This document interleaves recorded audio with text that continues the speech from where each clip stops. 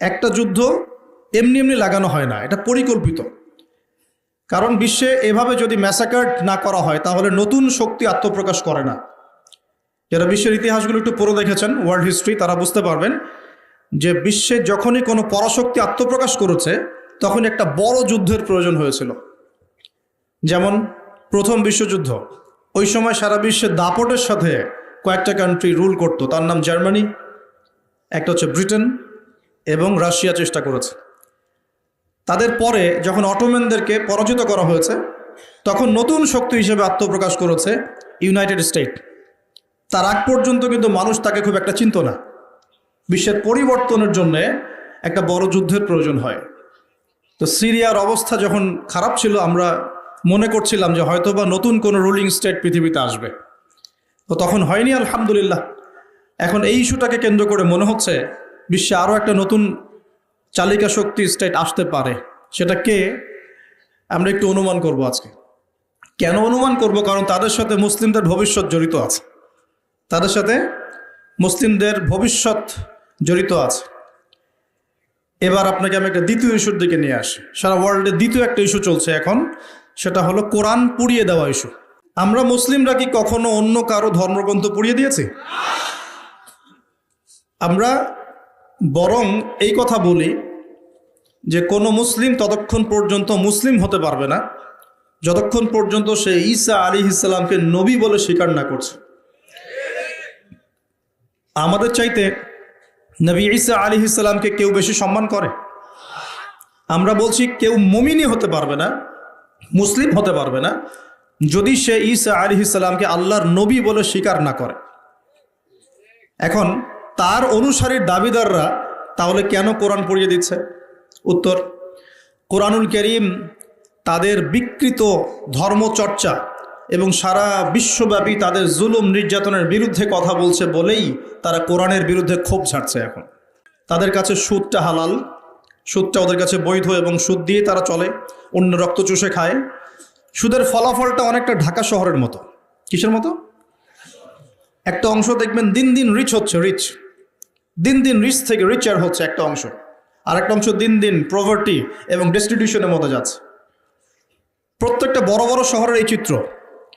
সুদের মধ্য দিয়ে সারা বিশ্বের একটা অংশের মানুষ দিন দিন ধনী হয়েছে। সবার ক্ষতি হয়নি, কিন্তু ধনীরা আরও ধনী হয়েছে, আর গরিবরা দিন দিন তাদের অর্থ সম্পদের মান হারিয়েছে, তাদের অধিকার হারিয়েছে, তাদের জীবনযাত্রার মান কমে গেছে, প্রভার্টি এবং ডেস্টিটিউশনের মধ্যে চলে গেছে দরিদ্ররা। তারা এক কথায় বলতে পারি দাসত্বের শৃঙ্খলে আবদ্ধ হয়েছে, অর্থনৈতিক দাসত্বের শৃঙ্খলে আবদ্ধ হয়েছে। এটা ব্যক্তি থেকে শুরু করে সমাজ, কোনো কোনো ক্ষেত্রে রাষ্ট্র পর্যন্ত দাস হয়ে গেছে। আপনারা কি শ্রীলঙ্কার কথা জানেন? দেশটা যে দেউলিয়া হয়ে গিয়েছিল, কেন হয়ে গেছে? মূল কারণটা কি? দুইটা কারণ। মূল কয়টা কারণ? অনেকে তিনটা চারটা কারণ বলেন। অর্থনীতিবিদ যারা আছেন, আমাদের দেশের বড় বড় অর্থনীতিবিদ যারা আছেন, তারা 4টা থেকে 5টা কারণ বলেন। আমি স্টাডি করেছি, কিন্তু আমরা ইসলামিক সেন্সে দেখি 2টো কারণ। কয়টা কারণ? 1 নম্বর দুর্নীতি। 1 নম্বর কি? দুর্নীতি। 2 নম্বর হচ্ছে রিবা বা সুদ। ব্যাস, যথেষ্ট। বাকি যেগুলো অপরিকল্পিত প্রজেক্ট ইত্যাদি ইত্যাদি, এগুলো অত মেজর কারণ নয়, এগুলোকে সামাল দেওয়া যেত। মূল কারণ 2টো, একটা হচ্ছে করাপশন বা দুর্নীতি, একটা হচ্ছে রিবা বা সুদ। আপনারা কি জানেন এই উপমহাদেশের মধ্যে আরও একটা কান্ট্রি ঠিক শ্রীলঙ্কার মতো পরিণতি বরণ করতে যাচ্ছে? নো, বাংলাদেশ না, এক্স্যাক্টলি পাকিস্তান। অথচ তারা এই তো আমাদের মহান মুক্তিযুদ্ধে কত নির্মমভাবে আমাদের ভাইদেরকে হত্যা করেছিল না? হত্যা করেছিল না? এটা কি ন্যায় ছিল না অন্যায় ছিল? আচ্ছা, কি উদ্দেশ্য ছিল ওদের? ওরা চাইতো আমাদেরকে শাসন করতে। আমরা দাসত্বের শৃঙ্খলা থাকবো, ওরা আমাদেরকে শাসন করবে। আজকে দেখেন মাত্র 30 থেকে 40-50 বছরের ব্যবধানে আল্লাহ পাকের কি ফয়সালা। আমরা কারো ক্ষতিতে কিন্তু খুশি হই না, তো আল্লাহ পাকের ফয়সালা দেখুন। একটা কথা বলি, দুর্নীতিতে কিন্তু আমরাও কম না, অন্তত পক্ষে এদিকে কিন্তু আমরাও কম না। একটা সময় ছিল যখন আমরা 1 নাম্বার ছিলাম, মনে আছে? এটা ছিল 2005 সালের কথা। কত সাল? 2005 সাল। এখন কত? 2023। এখন আমাদের অবস্থা মাশাআল্লাহ আগের চেয়ে কিছুটা ভালো হয়েছে, এখন আমরা এই যে কারেন্ট অ্যাফেয়ার্স যারা তোমরা পড়াশোনা করো, বিসিএস কোচিং করছেন, আপনারা জানবেন এখন আমরা কত নাম্বার? 13 নাম্বার। কত নাম্বার? 13 নাম্বার। কিছুটা তো উন্নতি হয়েছে। 1 নাম্বার কে জানেন দুর্নীতিতে? কোন কান্ট্রি? সুদান, দক্ষিণ সুদান। কোন কান্ট্রি? দক্ষিণ সুদান কি মুসলিম কান্ট্রি না মুসলিম কান্ট্রি? মুসলিমরা টপে কেন? দুর্নীতির সাথে মুসলিমদের কোনো সম্পর্ক থাকার কথা কি? তাহলে আমরা টপে কেন? 1 নম্বরে কেন? দক্ষিণ সুদান 1 নম্বরে কেন? ওরা কি মুসলিম না? তাহলে শুধু লা ইলাহা ইল্লাল্লাহ মুখে বললেই মুসলিম হওয়া যায় না, যতক্ষণ পর্যন্ত না মানুষ কোরআন এবং সুন্নাহকে আমল করে দেখাচ্ছে। আপনারা কি জানেন সবচেয়ে কম দুর্নীতিপূর্ণ কান্ট্রি কোনটা জানেন? ডেনমার্ক। হ্যাঁ, কে বলেছে? ডেনমার্ক। তার সাথে আরো একটা কান্ট্রি আছে, তার নাম হচ্ছে নিউজিল্যান্ড। কোন কান্ট্রি? এই দুটো কান্ট্রির কোনোটাই কি মুসলিম কান্ট্রি? তারা কি লা ইলাহা ইল্লাল্লাহ বিশ্বাস করে? তাদের সংবিধানে কোরআন আছে, তাদের আমলের মধ্যে রাসূলের সুন্নত আছে, তারপরেও তারা দুর্নীতি মুক্ত হলো কিভাবে? তার মানে ওই শিক্ষাটুকু তারা ঠিকই কোরআন সুন্নাহ মোতাবেক আমল করেছে, শুধু মুখে লা ইলাহা ইল্লাল্লাহ হয়তো পড়ে না। তাহলে আমি এতটুকু বোঝাতে যাচ্ছি তারা কেন কোরআনকে বিরোধিতা করছে, কেন কোরআনকে পুড়িয়ে দেওয়ার চেষ্টা করছে, কারণ কোরআন এইসব অন্যায়ের বিরুদ্ধে কথা বলছে। কিন্তু চিন্তা করবেন না, আল্লাহ রাব্বুল আলামিন নিজে এই কোরআন হেফাজতের দায়িত্ব নিয়েছেন। আল্লাহ পাক সূরা হিজরে বলেছেন, ইন্না নাহনু নাযালনা যিকরা ওয়া ইন্না লাহু লাহাফিজুন। নিশ্চয়ই আমি এই কোরআন নাজিল করেছি, এই কোরআন হেফাজত করার দায়িত্ব কার? আল্লাহর। এখানে আমি আপনাকে আরেকটা পয়েন্ট দেখিয়ে সামনের দিকে যাব। এবার ওই দিক থেকে চেহারাটাকে আমাদের দিকে ফিরিয়ে নিয়ে আসেন, মুসলিমদের দিকে তাকান। মুসলিমদের মধ্যে কত পার্সেন্ট মানুষ এখন 5 ওয়াক্ত নামাজ পড়ে? কত পার্সেন্ট মানুষ বিশুদ্ধ করে কোরআন তেলাওয়াত করতে জানে? মুসলিম পরিবারগুলোর মধ্যে কত পার্সেন্ট পরিবারে ইসলামিক পর্দা চালু আছে? মুসলিমদের মধ্যে কত পার্সেন্ট মানুষ হালাল খাওয়ার চেষ্টা করে, হারাম থেকে বেঁচে থাকার চেষ্টা করে? মুসলিমদের মধ্যে কত পার্সেন্ট যুবক এখন জেনা থেকে বেঁচে থাকতে পেরেছ? মুসলিমদের মধ্যে কত পার্সেন্ট যুবক 5 ওয়াক্ত নামাজ পড়ো, ইসলামের বেসিক জ্ঞানগুলো জানো, কোরআন তেলাওয়াত করা, হাদিস পড়তে শেখা, হাদিসের চর্চা করা, কোরআনের তাফসির পড়া, অনুবাদ পড়া? মুসলিমরা এই বেসিক কাজগুলো কত পার্সেন্ট মানুষ করছে? এদিকে আমাদেরকে বেশি ফোকাস করতে হবে। একটা অমুসলিম সমাজ কোরআনের উপর আক্রমণ করছে, পুড়িয়ে ফেলছে, এটা বেশি কষ্টদায়ক নাকি একটা মুসলিম পরিবারে জন্মগ্রহণ করেও এই বিগত 30-40 বছরে কোরআন পড়তে না শেখাটা বেশি লজ্জার? কোনটা? এবার বলেন, একটু চেহারাটা আমাদের দিকে ফেরান। এবার আয়নার সামনে দাঁড়াই। অমুসলিম, সে কোরআন সম্পর্কে কিচ্ছু জানে না এবং কোরআন তাদের চলমান জাহিলিয়াতের বিরুদ্ধে কথা বলছে, রাগে কোরআন পুড়িয়ে দিয়েছে। বুঝলাম কাজটা খুবই খারাপ, জঘন্য কাজ এবং নিন্দনীয়, ব্লাসফেমি। এটা সারা বিশ্বে একটা মানবতা বিরোধী অপরাধ। এই কাজটা অপরাধ কিনা? আচ্ছা, এখন মুসলিমদের দিকে তাকিয়ে দেখুন। আমি এখন মুসলিম পরিবারে জন্ম নিয়েছি, 20-30-40 বছর আমি কাটিয়ে দিলাম মুসলিম পরিবারে। জন্ম নেওয়ার পরেও, মুসলিম পরিবেশে থাকার পরেও, কোরআন সুন্নাহর বয়ান শোনার পরেও, জুমার নামাজ পড়ার পরেও, ঈদের নামাজ পড়ার পরেও, রমজানের রোজা রাখার পরেও, আলেম ওলামাদেরকে পেয়েও আমি যে কোরআন তেলাওয়াত করতে জানি না, এখন আমাকে কি করা উচিত? উত্তর দেন। এখন আমার কি করা উচিত? কে বড় অপরাধ করেছে? কে বড় অপরাধ করেছে? আমি মুসলিম পরিবারে জন্মগ্রহণ করেও কোরআন পড়তে জানি না, আমি কি বেশি বড় অপরাধী? নাকি যে ব্যক্তি কখনো কোরআন চেনেই না, জানেই না, যে কোরআনকে অবমাননা করছে, কে বড় অপরাধী? আসে আল্লাহ রাব্বুল আলামিন সূরা ফুরকানের মধ্যে বলেছেন যে আল্লাহ রাসূল সাল্লাল্লাহু আলাইহি ওয়াসাল্লাম আমার উম্মত, মানে আমাদের উম্মতে মুহাম্মাদের বিরুদ্ধে আল্লাহর কাছে অভিযোগ পেশ করবেন। কার বিরুদ্ধে? এই যে উম্মতে মুহাম্মাদের বিরুদ্ধে আমাদের নবী মুহাম্মদ সাল্লাল্লাহু আলাইহি ওয়াসাল্লাম একটা অভিযোগ পেশ করবেন। আল্লাহ পাক তাকে বলবেন, হে মুহাম্মদ সাল্লাল্লাহু আলাইহি ওয়াসাল্লাম, তোমার উম্মতের কি হয়েছিল, কেন বিভ্রান্ত হলো?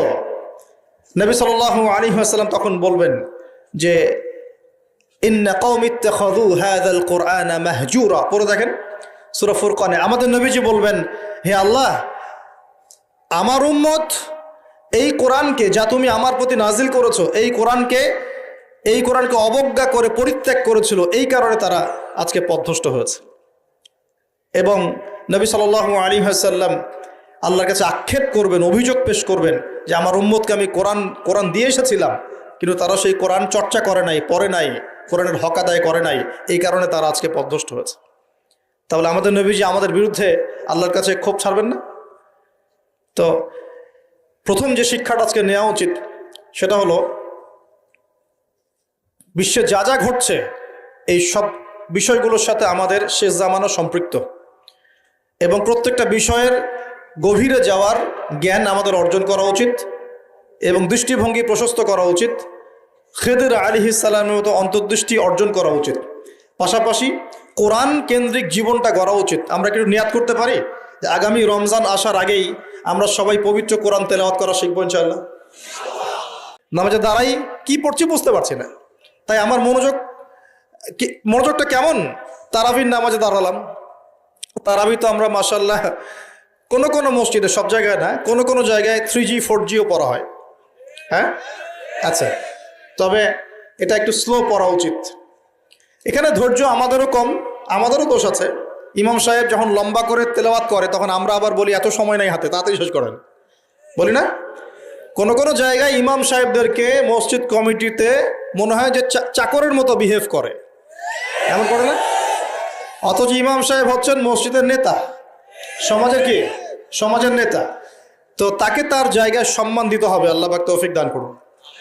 তো আমরাই কিন্তু দোষী, আমরা ফোর্স করি তাড়াতাড়ি শেষ করেন, হাতে সময় কম, মার্কেটে যাওয়া লাগবে, ওয়াইফ অপেক্ষা করতেছে, ঈদের শপিং করতে হবে, তাই না?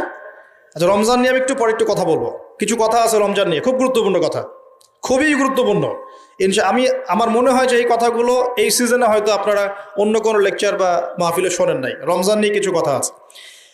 আগে এই জায়গায় বলি যে তারাবিতে আমরা অনেক কিছু পড়ি, কিন্তু তারাবির নামাজটার শেষে আপনি যে আব্দুর রহমান এদিকে ডাকেন, যেকে জিজ্ঞাসা করেন যে ভাই আব্দুল্লাহ, আপনি তারাবির নামাজ পড়লেন, কত রাকাত পড়ছেন? যে 20 রাকাতই পড়ছি মাশাআল্লাহ। ওকে, ফাইন। আচ্ছা, রাকাত সংখ্যা ঝগড়া নিয়ে আমি কথা বলতে যাচ্ছি না, ঠিক আছে? এটা আমার সাবজেক্ট না, আমি এগুলো নিয়ে কথা বলি না। এটা মুফতি সাহেবরা বুঝবেন, ইমাম সাহেব মুস্তাহিদরা তারা বুঝবেন।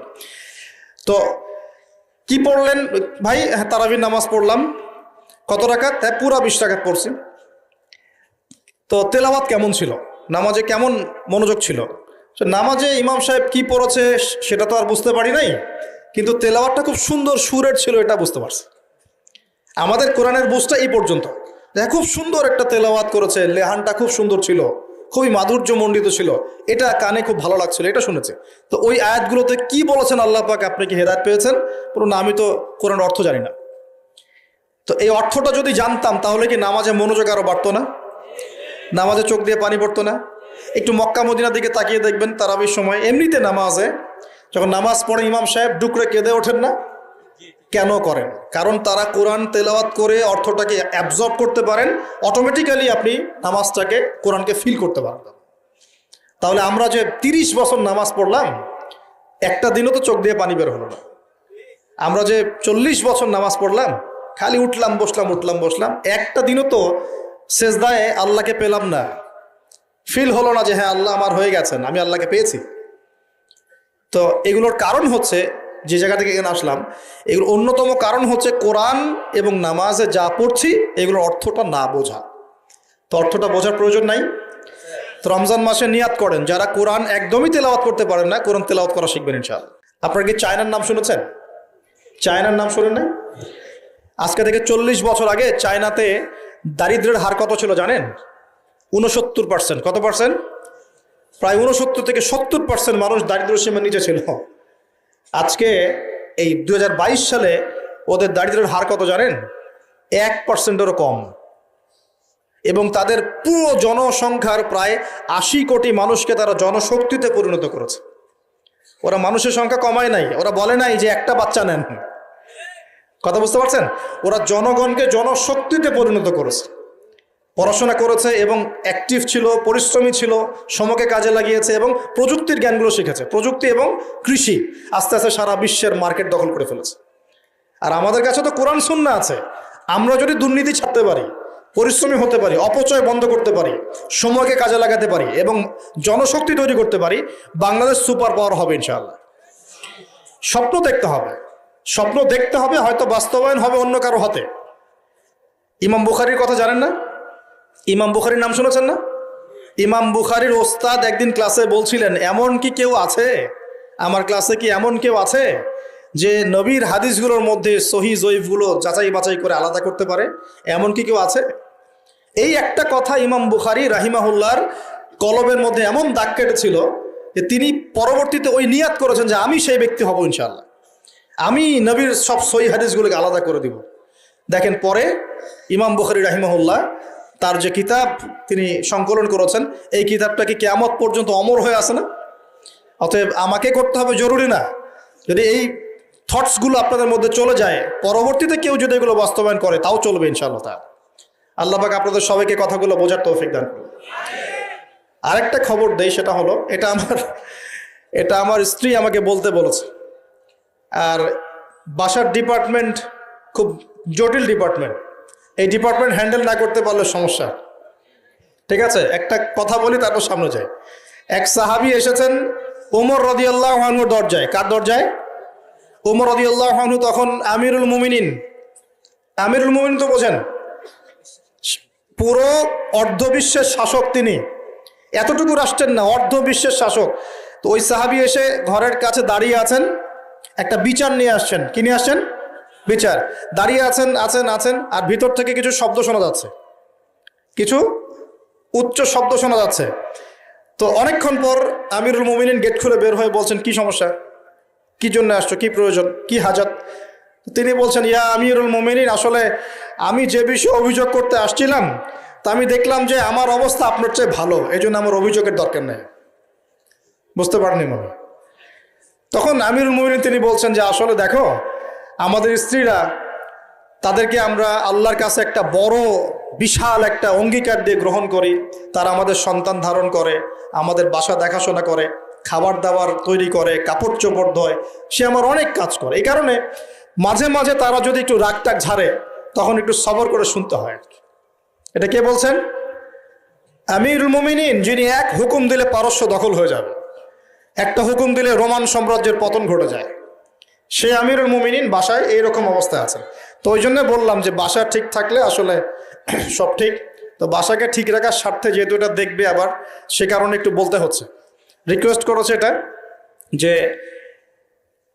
আপনাদের এই মিরপুরেই ইনশাআল্লাহ তাআলা একটা বালিকা মাদ্রাসা গড়ে উঠছে ইনশাআল্লাহ, মেয়েদের মাদ্রাসা।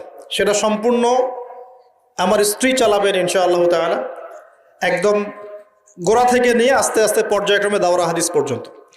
এবং সেখানে ক্লাসিক্যাল যে সিলেবাস, এর পাশাপাশি জেনারেল শিক্ষিত দিনী বোনদের জন্যে বোথ অনলাইন এবং অফলাইনে কিছু ডিপ্লোমা কোর্স চালু করা হয়েছে, ইসলামিক ডিপ্লোমা কোর্স।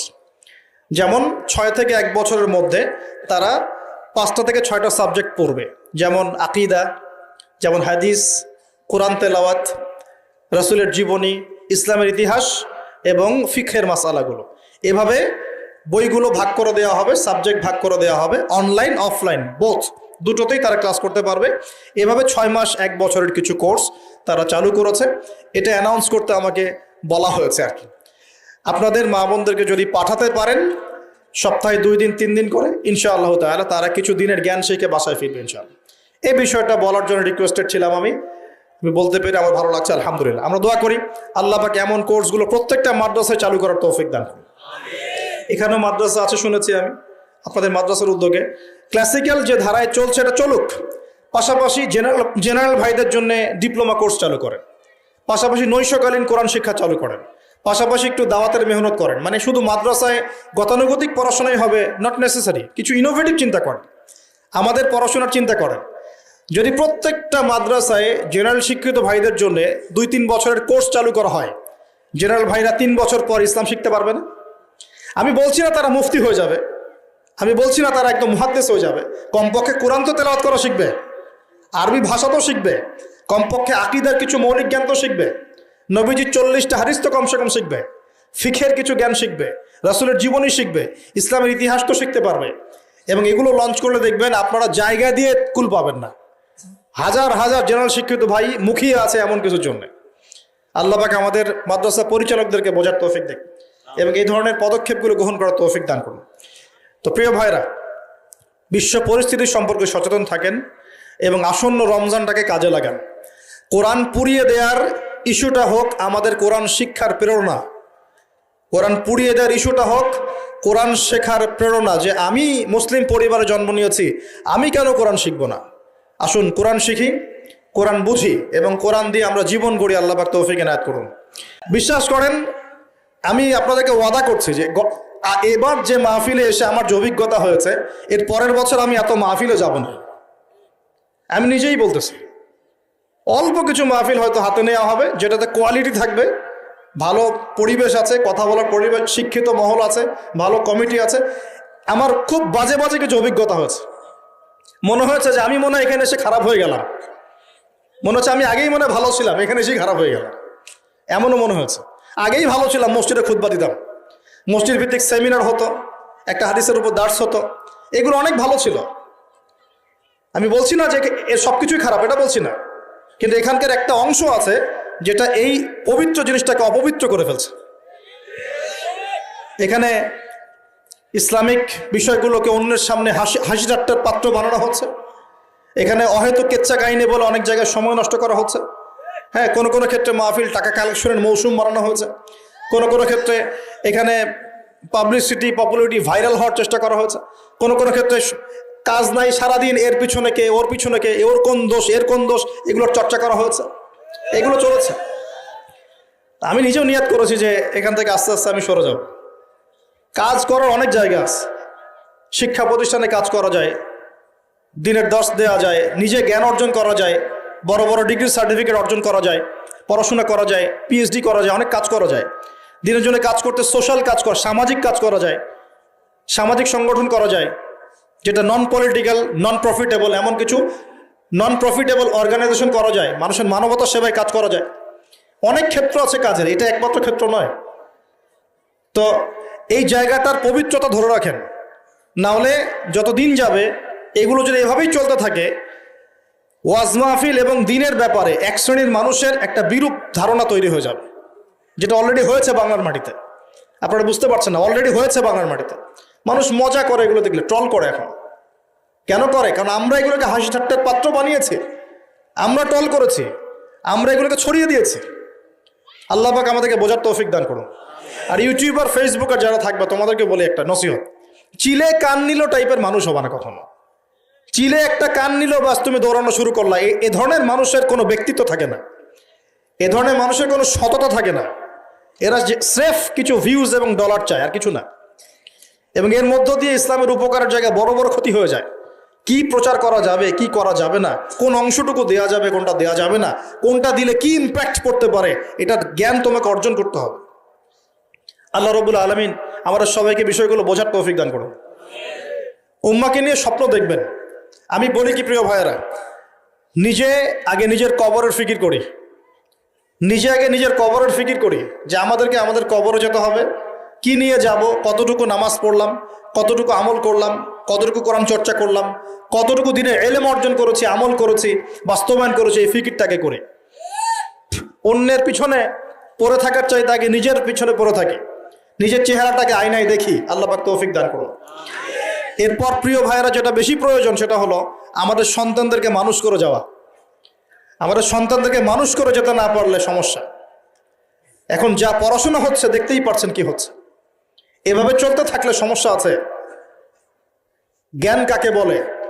আল্লাহ পাক সূরা আলাকে বলেছেন, ইকরা বিসমি রাব্বিকাল্লাযী খালাক, পড়ো তোমার সেই রবের নামে যিনি তোমাকে সৃষ্টি করেছেন। এই আয়াতের অর্থ কি? প্রত্যেক ইনস্টিটিউশনে একটা লেখা আছে দেখবেন, কিন্তু অর্থটা কি? অর্থ হচ্ছে, শোনেন, জ্ঞান সেটাই, ইকরা পড়ুন আপনার রবের নামে, জ্ঞান সেটাই যা আমাকে আমার রবের দিকে নিয়ে যাবে, রবের কাছাকাছি নিয়ে যাবে। যে জ্ঞান আমাকে রব থেকে দূরে সরিয়ে দেয় সেটা জ্ঞান না, সেটা জাহেলিয়াত। তাহলে ভালো করে দেখতে হবে আমি কি পড়ছি, কেন পড়ছি, এই জ্ঞানের উদ্দেশ্যটা কি? আমার জ্ঞানের উদ্দেশ্য কি খালি দুনিয়া, না পরকালে বাঁচতে হবে? এই বিষয়টা আমাকে দেখতে হবে। সন্তানদেরকে মানুষ করে যান, স্পেশালি যুবকদের দিকে আমি বলবো, ফোকাস করব। এই যুব সমাজের হাতে এই দেশ এবং উম্মার ভবিষ্যৎ নির্ভর করছে। এই যুবকদের হাতেই এই জাতি এবং এই দেশ এবং এই উম্মার ভবিষ্যৎ নির্ভর করছে। অথচ তোমরা কি করছো? অথচ তোমরা বেনামাজি পড়ে আছো, অথচ তোমরা জাকাত দিচ্ছ না, রমজানের রোজা রাখছো না, তোমরা উযু গোসলের মাসআলা বলতে পারছো না, তোমরা ঈমান আকীদা ঠিক করছো না, নবীর 40 হাদিস মুখস্থ করছো না, কোরআন পড়া শিখছো না। যুবকদের হাতে এই দেশ এবং জাতির ভবিষ্যৎ। সেই যুবকরা পড়ে আছে এখন মাদকের নেশায়।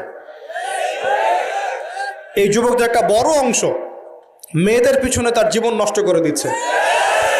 এই যুবকদের একটা বড় অংশ এখন এখানে কি করবো, ফাত্তাকুল্লাহ মাসতাতা'তুম, সাধ্যমতো আল্লাহকে ভয় করতে হবে, চরিত্র পবিত্র রাখতে হবে, হালাল উপার্জনের সোর্স তৈরি করা মাত্রই বিয়ে করে ফেলতে হবে। বিয়ে ছাড়া চরিত্র হেফাজতের অন্য কোনো পদ্ধতি নাই। এই চিরকুমার সঙ্গটঙ্গ যোগ দিয়ে লাভ নাই। আর যতই হারাম প্রেম করেন না কেন, এই প্রেমগুলো আপনাকে মনে শান্তি দিবে না, এগুলো আপনাকে অস্থির করে রাখবে। কেন? কারণ এটা হারাম, এটা হারাম। আর যখন হালাল ভালোবাসা আপনি পাবেন, হালাল ভালোবাসা যেটা আল্লাহ পাক নাজিল করেন, তখন ইনশাআল্লাহ আপনার মনের মতো স্ত্রী না হলেও দেখবেন আপনি তার সাথে সারা জীবন কাটিয়ে দিচ্ছেন। কারণ এই ভালোবাসা আল্লাহর পক্ষ থেকে আসবে। এখানে শুধু এই যে কিছু মানুষ মনে করে বিয়ে মানে যৌনতা, তাই না? এটা একটা কনসেপ্ট তৈরি করে দেওয়া হয়েছে, বিয়ে মানে মনে হয় যৌনতা। আসলে বিয়ে যৌনতার বৈধ একটা পথ মাত্র, এটা হালাল একটা পথ মাত্র। এখানে আরো বড় বিষয়টা হচ্ছে দায়িত্ববোধ। দায়িত্ব, একটা মানুষের দায়িত্ব নেয়া, তার অভিভাবক হওয়া, তার সাথে জীবনের সুখ দুঃখ হাসি কান্নাকে ভাগাভাগি করে নেয়া, তার সাথে জীবনের উদ্দেশ্য ফিক্স করা, কষ্ট করে হলেও সবর করে হলেও সুখে দুঃখে পাশে থাকা। স্বপ্ন মানে পাশে থাকা, স্বপ্ন মানে কি? পাশে থাকা। তার দায়িত্ব নেয়া, রেসপন্সিবিলিটি নেয়া, তাকে খাওয়ানো, তার ভরণ পোষণ দেয়া। কেউ যদি আপনার স্ত্রীর দিকে খারাপ চোখে তাকায়, আপনি তার চোখটা পর্যন্ত তুলে ফেলবেন, এর নাম বিয়ে। এই কাজ করবেন না? এই কাজ করবেন। তো এখানে যৌনতা দিয়ে দেওয়া হয়েছে, বিয়ে মানেই মনে হয় যৌনতা। বিষয়টা এমন নয়, এখানে অনেক বিষয় জড়িত আছে। এই কারণে এটা পবিত্র সম্পর্ক, এটা মিসাকুন গালিযা, এটা কঠিন অঙ্গীকার আল্লাহর পক্ষ থেকে। এই কারণে দেখা যায় অনেক চড়াই উতরাই পার হলেও বৈবাহিক সম্পর্ক ঠিক থাকে না? কিন্তু যত দিন যাচ্ছে কি হচ্ছে, এই ভাঙ্গনগুলো বাড়ছে। কেন বাড়ছে? বিকজ বিয়ের আগে প্রেম, বিয়ের আগে অমুকের সাথে প্রেম, অমুক জেনা, পর্নোগ্রাফিতে আসক্ত, পরকিয়া, ওই সিরিয়ালস, পশ্চিমা সংস্কৃতি, হ্যাঁ, বস্তুবাদিতায়, সব মিলিয়ে বিয়েগুলো ভেঙে ভেঙে যাচ্ছে। এখন পরিবারগুলো নষ্ট হয়ে যাচ্ছে না? যদি আমি নিজে আপনাকে নসিহা করছি, যদি একজন স্ত্রী আপনার মনের মতো আল্লাহ পাক দিয়ে দেন এবং আপনার এই স্ত্রীকে নিয়ে থাকার মতো, খাওয়ার মতো বাসস্থান, অন্ন বস্ত্রের সংস্থান আছে, সচ্ছল আপনি মোটামুটি, এবং আপনি তাকে ভালোবাসেন আপনার মনের মতো, আপনি তাকে নিয়ে সারা দুনিয়ার জীবনটা কাটিয়ে দেন, অন্য কোনো দিকে দেখতে যান। বিষয় কোরআন সুন্নাহ আছে ঠিকই, কিন্তু বাস্তবায়ন খুব কঠিন। ফ্যান্টাসিতে ভুগলে হবে না, ফ্যান্টাসিতে ভুগবেন না, এগুলো কঠিন। আর এখন যে অবস্থা পড়েছে, একজন স্ত্রীকে সন্তুষ্ট করাই তো কঠিন, আর মানুষ 4 জনকে সন্তুষ্ট করতে চাচ্ছে। এত সহজ না সবকিছু। এটা নিয়ে আমি আলাদা লেকচার দিব ইনশাআল্লাহ। আপনাদের কিছু বিষয় জানতে হবে, জানার দরকার আছে। আর ব্যালেন্স করা এত সহজ নয়, ব্যালেন্স করা এত সহজ নয়। সর্বোচ্চ চেষ্টা করার পরেও দেখবেন, সর্বোচ্চ চেষ্টা করার পরেও দেখা যাবে দিন শেষে আপনি অপরাধী হয়ে বসে আছেন। আর আমি একটা লেকচারে বলেছি না, পুরুষ মানুষ বোকা। পুরুষ মানুষ কেন বোকা? কারণ সে সবাইকে খুশি করতে চায়। সে চায় মা সুখে থাক, বোন সুখে থাক, স্ত্রী সুখে থাক, যদি আরও স্ত্রী থাকে ও সুখে থাক, সন্তানরা সুখে থাক, সবাই ভালো থাক। এবং তাদের ভালোর জন্য তারা কত কষ্ট করে, দিন রাত ডিউটি করে, অফিসে যায় আসে, জ্যাম ফেস করে, মানসিক প্রেশার নেয়, শারীরিক প্রেশার নেয়, নেয় না? অথচ এই কষ্ট কিন্তু মহিলারা বোঝে না। বোঝে? সবাই বোঝে না। আছে অনেক ভালো স্ত্রী আছে, কিন্তু সবাই কিন্তু বোঝে না। মনে করে যে পুরুষ মানুষ মনে হয় ভোগবাদী, খালি মেয়েদেরকে ভোগ করতে চায়। অথচ সবাইকে সুখে রাখার এই চেষ্টায় একজন পুরুষ দিন শেষে নিজেই সুখী হয় না। বহু পুরুষ শেষ বয়সে গিয়ে একাকিত্বে ভোগে, একা হয়ে যায়। এই জন্য বলছি, ফ্যান্টাসি বাদ দেন। ফ্যান্টাসি বাদ দিয়ে হালাল রিজিক হয়েছে, একটা নেককার পরহেজগার মেয়ে দেখে বিয়ে করে ফেলেন, ব্যাস তাকে নিয়ে দুনিয়ার ছোট্ট জীবনটা কাটিয়ে দেন। আর জান্নাতে তো হুর পড়ে অপেক্ষা করছে ইনশাআল্লাহ। কি মনে করেন অপেক্ষা করছে না? এই লেকচার বাসায় গেলে কি হবে আমার অবস্থা আমি জানি না। কিন্তু বলছি আছে তো সবচেয়ে সবচেয়ে শেষে যারা জান্নাতে যাবে একদম লাস্টে, তাদের প্রত্যেককে আল্লাহ পাক কমপক্ষে 2 জন করে হুর দিবেন। আর যারা আল্লাহ রাব্বুল আলামিনের রাস্তায় শহীদ হয়ে গেছে, এখনো যাচ্ছে বা হয়েছে বা হবে, তারা কে 72 জন। কতজন? 72 জন হুর আল্লাহ রাব্বুল আলামিন দিবেন। বাস ইস্যু তৈরি করে দিলাম, এখন নাস্তিকরা লেগে পড়বে এতগুলো মেয়ে কেন, কি ইত্যাদি ইত্যাদি। এসব বিষয়ের দিকে আমাদের দেখার দরকার নাই। আল্লাহ পাক আমাকে আপনাকে দিলে ওর কি কোনো সমস্যা? প্রিয় ভাইয়েরা, যুবকদের কথাই বলছিলাম যে এখন এই যুবকদের হাতে দেশের ভবিষ্যৎ, উম্মার ভবিষ্যৎ। পুরো বিশ্বের প্রেক্ষাপটটা বুঝবেন। বিশ্বে এরকম যুদ্ধ বিগ্রহ চলছে এবং সারা বিশ্বে পশ্চিমাদের দ্বারা মুসলিমদের উপর ব্যাপক নির্যাতন চলছে। এই নির্যাতন থেকে বের হতে হলে আমাদের শক্তি বৃদ্ধি করতে হবে। কি করতে হবে? শক্তি বৃদ্ধি করতে হবে। কিছু কথা খোলামেলা বলতে হবে এখন, কারণ খোলামেলা কথা বলারই সময় এখন। এখন এখন না বললে অনেক দেরি হয়ে যাবে। মুসলিমদেরকে জাতিগতভাবে এখন ঐক্যবদ্ধ হতে হবে। আপোষে এই হিংসা, বিদ্বেষ, মারামারি, কাটাকাটি বন্ধ কর। আমরা সবাই মুসলিম, সবাই একটা জাতি। আমাদের মধ্যে ইখতিলাফ থাকতে পারে, কিন্তু আমরা মত পার্থক্য থাকলেও মতবিরোধে যাব না ইনশাআল্লাহ। আমরা যদি কোনো মুসলিম ভাই আমাকে গালিও দেয়, যদি কোনো মুসলিম ভাই আপনাকে আমাকে গালিও দেয়, আমাদের সাথে শত্রুতাও করে, তারপরেও আল্লাহর দুশমনদের সাথে মোকাবেলা করার জন্য আমরা একসাথে লড়বো ইনশাআল্লাহ। মুসলিমদের মধ্যে ঐক্য আনতে হবে। ঐক্য আনতে না পারি, বিভক্তি বাড়াবো না। ঐক্য আনতে পারছি না, বিভক্তি কমসে কম বাড়াবো না। এটা খেয়াল রাখতে হবে। এরপরে আমাদের মুসলিমদের প্রথম দরকার জ্ঞানের বিপ্লব। কিসের বিপ্লব? কোরআনের জ্ঞান, হাদিসের জ্ঞান, এই যে ইসলামের জ্ঞান, দ্বীনের জ্ঞান এবং দুনিয়াবি জ্ঞান, এই সমস্ত রকম জ্ঞানকে একত্রিত করে এমন শিক্ষা গ্রহণ করতে হবে যে ইনশাআল্লাহ আগামী দিনে যেন আমরা আগামী 10 থেকে 20 বছর পর এই কোরআন সুন্নাহর জ্ঞানকে দিয়ে বিশ্বকে চ্যালেঞ্জ করতে পারি। এমন প্রজন্ম তৈরি করতে হবে। আল্লাহ পাক তৌফিক দান করুন। এখন আমাদের সবাইকে আদর্শ পরিবার করতে হবে। নিজের পরিবারের মধ্যে কর্তা আমি আমার পরিবারে পর্দা কায়েম করব, কারো কিছু বলার আছে? আমি আমার পরিবারে নামাজ প্রতিষ্ঠা করব, কারো কিছু বলার আছে? আমি আমার পরিবারের মধ্যে দ্বীনের ইলম তালিম চালু করব, কারো কিছু বলার আছে? নিজের পরিবারে কর্তা আমরাই। অতএব পরিবারটা কমসে কম ইসলামিক করে গড়ে তোলেন। আল্লাহ পাক তৌফিক দান করুন। 4 নম্বর, আমাদের সন্তান যারা আছে তাদের সবাইকে ইসলামিক শিক্ষা দেওয়ার চেষ্টা করতে হবে। যদি ইসলামিক শিক্ষা দিতে এই সমাজ ব্যর্থ হয়, তাহলে নতুন শিক্ষা প্রতিষ্ঠান গড়ে তুলে হলেও শিক্ষা দিতে হবে ইনশাআল্লাহ। আল্লাহ পাক তৌফিক দান করুন। আমাদের প্রত্যেক পরিবারের মা বোনদেরকে খাস পর্দায় রাখতে হবে এবং যুবক ভাইদের জন্য বিয়েটাকে সহজ করতে হবে এবং রিজিকের ব্যবস্থা বৃদ্ধি করতে হবে। আর সবাই একটা কি থটস নিয়ে চলেন, খালি চাকরি আর চাকরি, চাকরি আর চাকরি। রিজিকের একটা বড় অংশ আল্লাহ পাক রেখেছেন ব্যবসার মধ্যে। রিজিকের একটা বিশাল অংশ আল্লাহ রেখেছেন কোথায়? ব্যবসায়।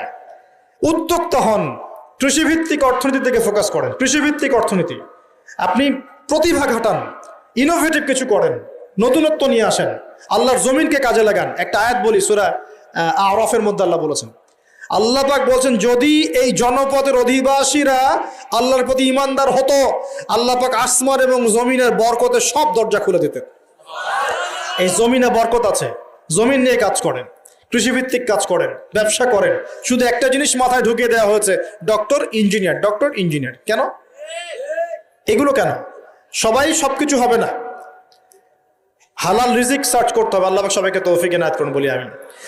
এরপর আমাদের করণীয় হচ্ছে আমাদের